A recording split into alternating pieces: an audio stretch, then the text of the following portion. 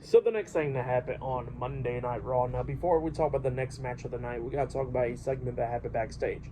So yeah, what happened was we see Dominic Mysterio in the medical room with Rhea Ripley and the rest of the Judgment Day. All of them's there. Damian Priest, Finn Balor, JD McDonough, and all them.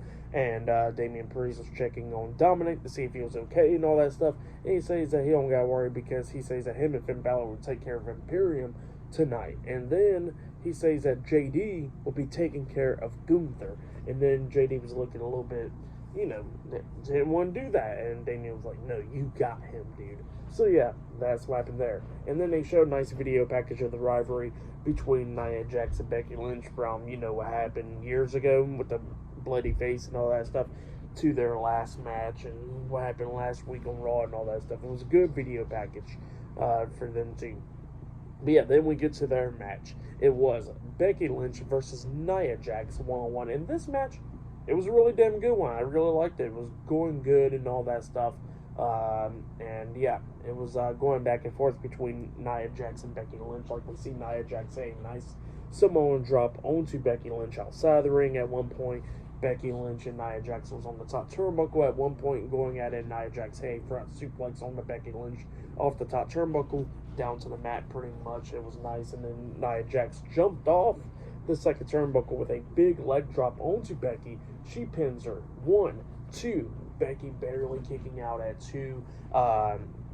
Nia Jax couldn't believe this. She dragged her to the corner, climbs up the second turnbuckle, and then tries to hit the Annihilator onto Becky Lynch. But Becky moves out the way, and Nia pretty much lands on the mat. Well, then that gave Becky Lynch a chance to lock on the disarm her onto Nia Jax. But then Nia Jax starts getting back up the power and stuff. But then Becky Lynch kept on to her arm and then switched it to the cross arm breaker onto Nia Jax, and then Nia Jax fought out of that as well and getting out the ring. Well, while she was out of the ring and stuff and hitting Becky Lynch and all that, and Becky Lynch is still inside the ring, we see Liv Morgan jump off the barricade, hitting a forearm to the face of Nia Jax, which caused a disqualification. So yeah, Nia Jax defeated Becky Lynch by disqualification, and then Liv Morgan gets in the ring and tells Becky Lynch, like, hey, see, I did that because what you did last week. And then Liv Morgan was trying to walk out the ring, but then Becky Lynch stops her and turns her around and got face to face with her, talking some crap and stuff. And then Nia Jax comes up, tripping both women and dragging Liv Morgan out of the ring, grabbing Becky Lynch, hitting a Samoan drop onto her in the ring post, which she kind of missed it, really. So Becky Lynch hit the hell out the ground on the way down, really. And then Nia Jax hit the big leg drop onto Liv Morgan outside the ring, taking her out as well. But yeah, that's what happened there. Pretty good match, and what happened after the match was good. I'll give it all 4 stars. That's why I'll give it. It was good stuff. It was becoming a really damn good match. It still was a good match.